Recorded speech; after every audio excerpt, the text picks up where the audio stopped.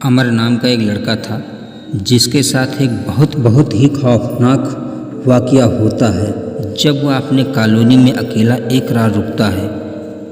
अमर दिल्ली से ट्रांसफ़र होकर के मुंबई आया था। होली का समय आ रहा था। सभी लोग छुट्टी लेकर के घर जा रहे थे। कॉलोनी में 2 से 3 लोग ही बचे थे। कुछ दिन बाद वो लोग भी चले गए। अमर इसलिए वहीं रुक गया था क्योंकि उसका बहुत जल्द ही ट्रांसफ़र हुआ था और प्रमोशन के लालच में वह होली के दिन घर नहीं गया और वहीं रुक गया था।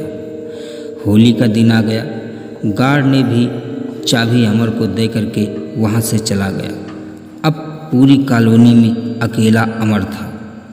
रात को अमर ऑफिस का काम करके लेटा ही था कि रात के तकरीबन 1 बज रहे थे। अमर को किसी की फुसफुसाने की आवाज़ आई। वो समझ नहीं पा रहा था कि मेरे सिवा कौन है। बहुत डर गया था। एक तो वो इस सुनसान कॉलोनी में इसके अलावा और कोई नहीं था। ऊपर से आती ये आवाज़ें अमर के शरीर में कपकपी उठ गई। अमर कांपने लगा। उस वक्त अमर को चुप रहना ही सही था क्योंकि बाहर कौन था यह अमर नहीं जानता था। अमर ने रजाई से अपने मुंह को ढक ली और सोने की कोशिश करने लगा। तभी दरवाजे पर हल्की सी खटखटाहट की आवाज़ आई। मारे डर के अमर के पसीने छूट रहे थे। आवाज़ थोड़ी देर तक हुआ, फिर घोर चुप्पी छा गया। घोर सन्नाटा हो गया था कॉलोनी पर। उस समय मुझसे पूछो कि डर क्या होता है। तभी अमर ने रजाई से सर निकाला और उसकी नज़र खिड़की पर पड़ी। खिड़की पर उसने देखा कि कोई वहाँ पर परछाई खड़ी हुई है। यह देखकर अमर की तो मानो डर का कोई ठिकाना नहीं। रात अभी बहुत बाकी थी। खुद को मन ही मन बोल रहा था कि रुको यहाँ पर, घर चले जाते तो क्या हो जाता। लेकिन नहीं, साहब को तो प्रमोशन चाहिए था। अब भुगतो। यही सोच ही रहा था कि एकदम से माहौल फिर सा डर सा छा गया। कमरे के बाहर किसी के चिल्लाने की आवाज़ आ रही थी। थोड़ी देर बाद आवाज़ आनी बंद हो गई। तभी दरवाज़ा ज़ोर ज़ोर से उसने पीटने लगा।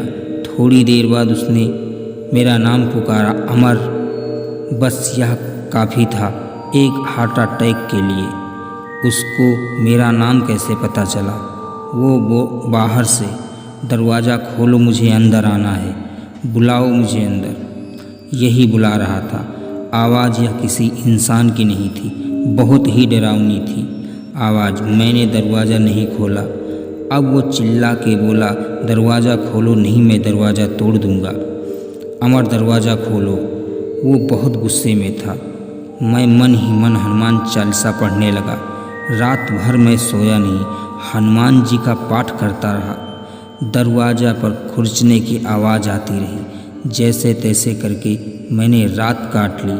सुबह हनुमान चालीसा पढ़ते हुए सूर्योदय हो गया। हिम्मत करके मैं बाहर निकला। वहाँ कोई नहीं था। दरवाजे पर नाखून के निशान थे। बस यही सोचता रहा, अगर मैं बाहर चला जाता तो मेरे साथ क्या होता। मैंने अपने गार्ड को फ़ोन लगाया। कुछ समय बाद गार्ड कॉलोनी में आया। मैंने उसे चाबी दी और कहा कि मैं अपने घर जा रहा हूँ। मैं उस रात का सारा किस्सा उस पर सुनाया, पर वो चुप था। उसके चेहरे को देखकर ऐसा लग रहा था कि वो कुछ जानता है। मैंने उसे वो निशान भी दिखाए, पर वो निशान जैसे कभी वहाँ थे ही नहीं।